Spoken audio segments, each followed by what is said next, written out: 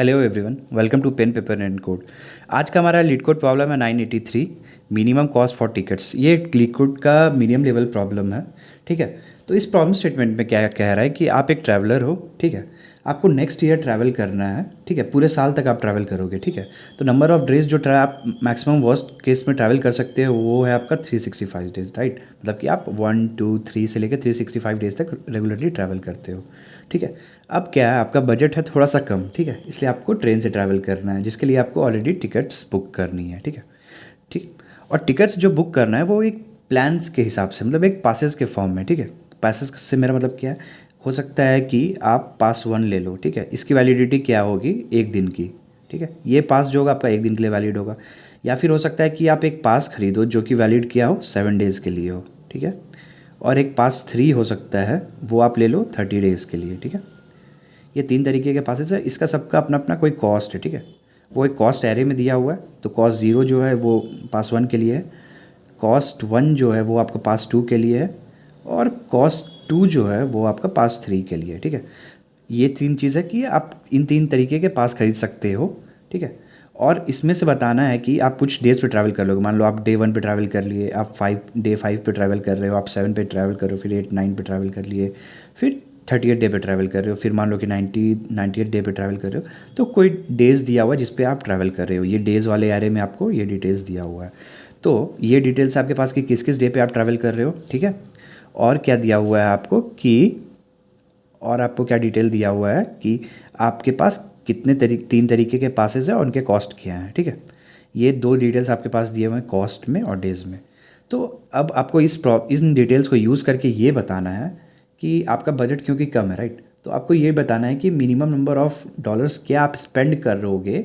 ठीक है, आप जब ट्रैवल कर रहे हो तो मिनिमम नंबर ऑफ़ डेज़ जो आपको ट्रैवल करने हैं उसके लिए आपको कितना कम से कम खर्च करना है। ठीक है, तो आपको क्या बताना है, मिनिमम कॉस्ट बताना है। ठीक है, जो आपको लगेगा अपने डेज़ पे ट्रैवल करने के लिए। ठीक है, तो इस प्रॉब्लम से आप कुछ ऑब्ज़र्व कर रहे हो, कुछ आपको ऑब्जर्वेशन पॉइंट्स मिल रहा है क्या? क्या सबसे पहले कि मेरे पास कुछ पॉसिबल वेज़ हैं, राइट। मतलब एक कोई पाथ नहीं है जो कि हम लोग फॉलो करेंगे। मेरे पास 3 तरह के वेज़ हैं। हो सकता है कि हम पास 1 लेके ट्रैवल कर सकते हैं किसी दिन पे, हो सकता है किसी दिन पे पास 2 लेके ट्रैवल करें, या फिर पास 3 लेके ट्रैवल करें। तो मेरे पास एक पॉसिबल वे नहीं है, कई वेज़ हैं। ठीक है, पॉसिबल वेज़ है मेरे पास। उसके अलावा क्या कि हमको अपने आंसर को क्या करना है, ऑप्टिमाइज़ करना है। मतलब यहाँ पे हम लोग मिनिमम कॉस्ट बता रहे हैं ना, बस वही। तो हम लोग को यहाँ पे ऑप्टिमाइज़ करना है प्रॉब्लम्स को। ये 2 कंडीशंस किसके लिए होता है, किस कैटेगरी ऑफ प्रॉब्लम्स के लिए होती हैं? DP, dynamic programming, right. ये कैटेगरी ऑफ प्रॉब्लम्स किसके लिए हैं? डायनेमिक प्रोग्रामिंग के लिए हैं। ठीक है, चलो बहुत अच्छे। इतना तो हम लोग को अभी तक पता चल गया ना कि हम लोग को अभी डीपी लगाना है। तो डीपी लगाने के पहले क्या है कि हम लोग इसके लिए एक रिकर्सिव अप्रोच लिखते हैं, क्या मेरा पॉसिबल केसेस होगा। ठीक है, और लास्ट में फिर 1 2 लाइन ऐड कर देंगे जिससे कि ये प्रॉब्लम मेरा रिकर्शन से डीपी में कन्वर्ट हो जाएगा। ठीक, चलो एक बार हम लोग अपना एक डिसीजन ट्री बनाते हैं और देखते हैं कि क्या क्या पॉसिबल वेज हो सकते हैं। ठीक है, डिसीजन ट्री एक बना लेते हैं। चलो मान लो कि हम किसी डे पे खड़े हैं, मान लो कि हमको किसी एक nth डे पे ट्रैवल करना था, मान लो डे डी था। ठीक है, डे डी पे हम लोग खड़े हैं। ठीक है, और मेरे पास इनिशियली पास नहीं है। ठीक है, मेरी वैलिडिटी जो है पास की ख़त्म हो चुकी है या है ही नहीं। तो इस डे पे हो सकता है कि मेरे पास एक पास हो जो कि वैलिड हो। ठीक है, तो वैलिडिटी मान लो मेरे पास जो है उसकी क्या हो सकती है, या तो अभी अवेलेबल है या तो नहीं है। अगर मेरे पास पास जो है उसकी वैलिडिटी नहीं है, मतलब एक्सपायर कर गया है, जो भी पास हम पहले ख़रीदे थे। ठीक है, जो भी पास हम खरीदे थे वो एक्सपायर कर गया, मतलब नो वैलिड नहीं है। तो मेरे पास क्या केस बचता है, मेरे पास 3 तरह के केसेस निकल के आते हैं, राइट। मेरे पास 3 तरीके के केसेस निकल के आते हैं। कौन से 3 केसेस हैं? या तो हो सकता है हम पास 1 खरीद लें। ठीक है, या हो सकता है पास 2 खरीदें, या हो सकता है पास 3 खरीदें। ठीक है, ये 3 केसेस निकल सकते हैं और फिर हम आगे के डेज़ पे ट्रैवल करेंगे, राइट। ठीक, और उसके बाद क्या होगा कि हम लोग फिर से दोबारा अगले डेट पे ट्राई करेंगे कि वैलिड पास है कि नहीं। या फिर हो सकता है यस, मेरे पास ऑलरेडी पास वैलिड हो। अगर मेरे पास ऑलरेडी पास वैलिड है आज वाले डेट के लिए, तो हम नेक्स्ट डेट पे जाके देखेंगे कि मेरा पास वैलिड है कि नहीं है। आप जब भी पास हम लोग खरीद रहे हैं इन तीनों में से कोई एक ही पास यूज़ करेंगे, तीनों यूज़ करने का तो कोई मतलब नहीं बनता है। तो हम लोग कॉस्ट को ऐड कर लेंगे, जो भी कॉस्ट मेरा इस प्रॉब्लम में यहाँ पे दिया हुआ होगा। ठीक है, चलो डिसीजन ट्री समझ में आ चुका है आई गेस। ठीक है, तो अब क्या करो ना, अब तुम ये देखो कि डिसीजन ट्री मैंने बता दिया है। ठीक है, तुम ट्राई करो कोड करने का, क्या तुम रिकर्सिव अप्रोच जो है वो लिख पा रहे हो। अगर लिख पा रहे हो तो वेल एंड गुड, उसको डीपी में कन्वर्ट करके कोड सबमिट कर सकते हो। अब अगर तुम सबमिट नहीं कर पा रहे हो कोड को, समझ में नहीं आ रहा है कि कैसे प्रोसीड करें, तो मेरे साथ नेक्स्ट सेक्शन पे प्रोसीड करो, वहाँ पे हम लोग कोड लिखने वाले हैं। ठीक है, चलो अब क्या है कि तुम्हें मिन कॉस्ट ऑफ टिकट्स दिया हुआ है, ये एक फंक्शन तुमको ऑलरेडी दिया हुआ है प्रॉब्लम में। ठीक है, और क्या दिया हुआ है, दो एरे दिया हुआ है जो कि हम ऑलरेडी डिस्कस कर चुके हैं। यहाँ पे वेक्टर है, ये एक डेज़ और ये कॉस्ट। डेज़ क्या है, किस किस दिन पे तुम ट्रैवल कर रहे हो, और कॉस्ट क्या है कि पास 1 का क्या है प्राइस, पास 2 का क्या है, पास 3 का क्या है प्राइस। ठीक है, ये 3 तरीके के पासेस है हमारे पास। तो और ये हमें इंट रिटर्न करना है कि मिनिमम कॉस्ट हम लोग का क्या होगा। ठीक है, मिनिमम कॉस्ट क्या होगा ये हमें रिटर्न करना है। चलो अब क्या है, तो एक काम करते हैं हम लोग अब यहाँ पे। ठीक है, क्या काम करना है भाई, तो हम लोग ऐसा करते हैं कि एक पहले देख लेते हैं कि कितने डेज़ पे हम लोग ट्रैवल करने वाले हैं, नंबर ऑफ़ डेज़ क्या है इसका। ठीक है, तो डेज़ डॉट साइज़, ठीक है, इससे आ गया मेरा। और ठीक है, ये चलो बहुत अच्छा, ये हो गया मेरा। अब क्या करेंगे कि हम लोग एक यहाँ पे कुछ स्पेस छोड़ रहे हैं जो बाद में देखेंगे, तो अपना एक फंक्शन बनाते हैं। ठीक है, फन, उसमें ये डेज़ पास करते हैं। ठीक है, उसमें ये कॉस्ट्स पास करते हैं, और इस एरे में ट्रैवल्स करेंगे हम लोग उल्टे साइड से। ठीक है, मतलब 0 से ना शुरू करके n-1 से शुरू करेंगे, ताकि मेरा एक वेरिएबल कम लगे। वहाँ पे हम लोग अगर आई भेजते हैं, ठीक है, तो कंपेयर करना पड़ेगा कि आई जो है वो डेज डॉट साइज से कहीं बड़ा तो नहीं है। यहाँ पे मेरा एक ही वैल्यू से काम चल जाएगा। ठीक है, और इसका जो भी आंसर होगा ना उसको रिटर्न करवा लेते हैं। ठीक है, उसको क्या करते हैं, रिटर्न करवा लेते हैं। चलो बहुत अच्छा।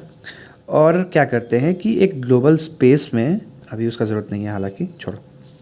ठीक है, चलो अब अपना फंक्शन जो था वो लिखते हैं। ये फंक्शन क्या रिटर्न कर रहा है, इंट। फंक्शन का नाम क्या है, फन। ठीक है, इसके पास क्या आया था, एक वेक्टर आया था डेज़ का डेटा स्टोर करने के लिए, है ना।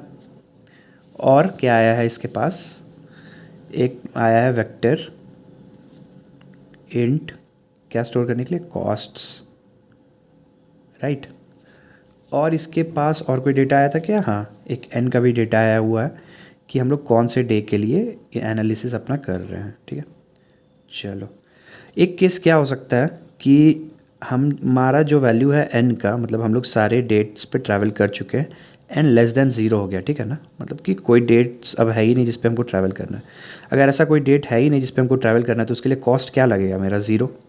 ठीक है, कोई खर्च नहीं है उसके लिए, उस पर ट्रैवल ही नहीं करना है। ठीक है, या फिर चलो बहुत अच्छे, अब क्या हो सकता है कि मान लो कि अच्छा एक चीज़ और भेजना है, एक और चीज़ हम लोग भेजते हैं यहाँ पे डेटा, क्या, एक वैलिडिटी बना लेते हैं कि मेरा पास वैलिड है कि नहीं। ठीक है, मेरा पास वैलिड है कि नहीं। और मैक्सिमम नंबर ऑफ़ डेज़ क्या है, 365, तो हम लोग इसको 366 से इनिशियलाइज़ कर लेते हैं। ठीक है, मतलब कि हम लोग डेज़ 366 पे ट्रैवल कर रहे हैं अभी। ठीक है, और इसको भी पास करवा लो वैलिड। ठीक है, और यहाँ पे एक और पैरामीटर जो है वो तुम्हारा ऐड कर लो। ठीक है, यहाँ पे एक और पैरामीटर तुम अपना ऐड कर लो, क्या, इंट वैलिडिटी, मतलब तुम्हारे पास की वैलिडिटी अभी भी कौन से डेट के लिए है। ठीक है, वो ऐड कर लो। अब क्या है, ये चीज़ तो हो गया कि डेट ट्रैवल करने के लिए है या नहीं है।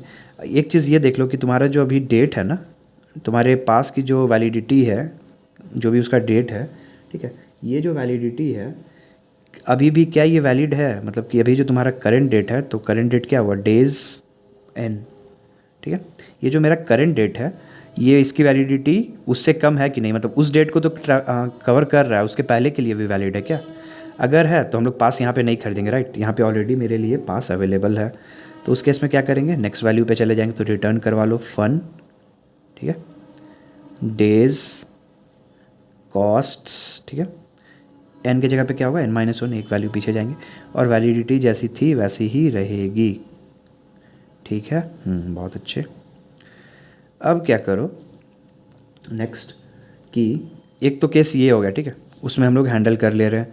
दूसरा वाला केस क्या होगा कि वैलिडिटी नहीं है। अगर वैलिडिटी नहीं होती थी तो हम लोग क्या करते थे कि एक तीनों पास में से तीनों पास खरीद के हम लोग ट्राई करेंगे, राइट। और जो भी मिनिमम कॉस्ट हो रहा है उसको यूज़ कर लेंगे। बहुत अच्छे, तो यहाँ पे भी हम लोग कुछ वैसा ही करने वाले हैं। चलो क्या, एक तो अपना रिटर्न स्टेटमेंट डाल दो तुम, ठीक है।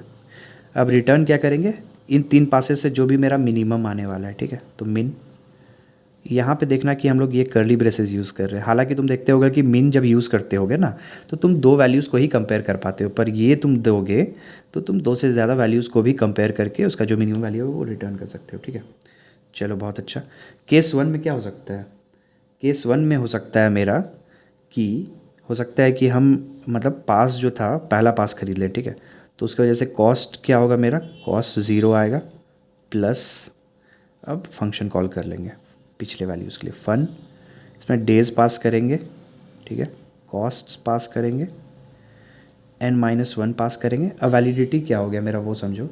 तो मेरा जो भी करंट डे था, ठीक है, ये एक ही दिन के लिए पास है, ये पास एक ही दिन के लिए वैलिड था, ठीक है। तो मेरा जो भी nth डे है, मतलब आज का जो मेरा करंट डे है, ये डेट बस उसके लिए ही वैलिड है, इसलिए डेज n पास कर देंगे। उसके अलावा क्या हो सकता था, कॉमा दे लो। उसके अलावा हो सकता था कि हम लोग 7 दिन का पास खरीदते, तो उसका कॉस्ट 1 है, ठीक है।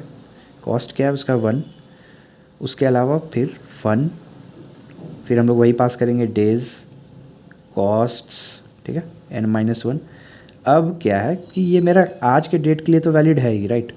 उसके अलावा 6 दिन और जो आने वाले हैं उनके लिए भी ये वैलिड है, इसलिए -6 कर लो यहाँ पे, ठीक है। और तीसरा पास क्या है, 30 डेज़ वाला। तो कॉस्ट्स तुम्हारा ऐसा ऐसा 2 प्लस फन, ठीक है, डेज़, कॉस्ट्स n-1 और डेज़ n, मतलब आज के डेट के लिए तो वैलिड है ही, प्लस 29 दिन दो और आने वाले मेरा उसके लिए भी ये वैलिड है, ठीक है। इसके अलावा फिर इसको बंद कर लेंगे, ठीक है, और ये मिनिमम फंक्शन को रिटर्न, ठीक हो गया ये। चलो बहुत अच्छा। तो मेरा ये देखो कि मेरा जो है कोड ये रेडी है, ठीक है, रिकर्सिव कोड के लिए ये रेडी है। कुछ चीज़ में अभी भी ध्यान देना है, जैसे क्या, जैसे ये कि ये डेज जब हम लोग माइनस कर सकते हैं, ठीक है, तो निगेटिव में भी ये डेट चला जाएगा ना। मान लो कि डेट का डे जो था मेरा 1 था, ठीक है, और -6 जब कर रहे हैं उसमें, तो डेज का वैल्यू क्या हो गया मेरा -5, ठीक है। निगेटिव वैल्यूज़ अलाउड नहीं है यहाँ पे, ठीक है। तो इसके लिए क्या करो हम लोग यहाँ पे कि देख लो कि इफ़ वैलिडिटी जो है वो लेस देन अगर 1 है, ठीक है, तो वैलिडिटी को बना दो तुम इक्वल टू 1, ठीक है। ये केस हैंडल कर लो। चलो अब जब मेरा रिकर्सिव कोड ऐड हो चुका है ना, तो हम देखेंगे कि कितने वेरिएबल्स हैं मेरे जिनके वैल्यूज़ चेंज हो रहे हैं।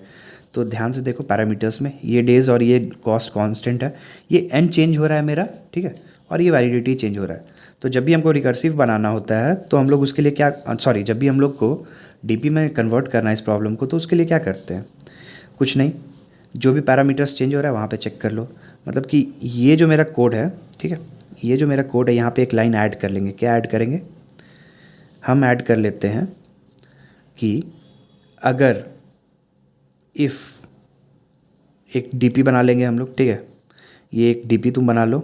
साइज़ क्या देना है इसका, मैक्सिमम n का वैल्यू क्या हो सकता है 365, तो एक्स्ट्रा लेके हम लोग मान लो कि 370 बना लेते हैं और 370 बना लेते हैं। बहुत अच्छे, ठीक है, एक डीपी बना लो ये ग्लोबल स्कोप में। अब चेक करो यहाँ पे, इफ़ यहाँ पे एक स्टेटमेंट डालो, इफ़ डीपी, ठीक है, डीपी ऑफ n, ठीक है, इफ़ डीपी ऑफ n और डीपी ऑफ वैलिडिटी, ठीक है, नॉट इक्वल टू -1। अगर -1 से इनिशियलाइज नहीं है तो क्या करना है हम लोग को, रिटर्न डीपी ऑफ n और वैलिडिटी, ठीक है। 2 लाइन ऑफ कोड यहाँ ऐड कर लो। बहुत अच्छा। और फिर क्या करो कि अगर यहाँ पे जो भी वैल्यूज़ आ रहे थे यहाँ पे भी फिर वही याद कर लो, ये रिटर्न में क्या करो, रिटर्न के बाद DP of n validity equal to, फिर फन वाला स्टेटमेंट कर लो।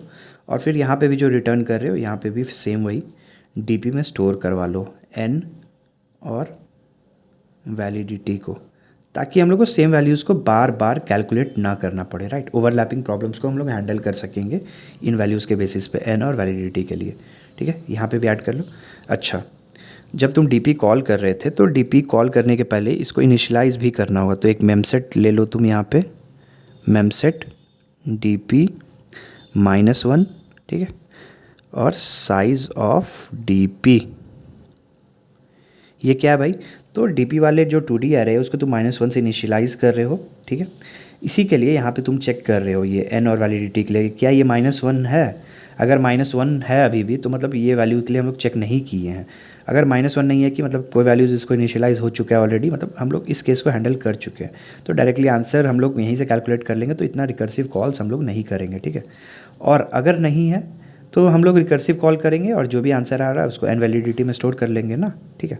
तो यहाँ पे वही हो रहा है, इसीलिए यहाँ पे दे रहे हैं एन और वैलिडिटी इक्वल टू फन, जो भी कॉल हो रहा है।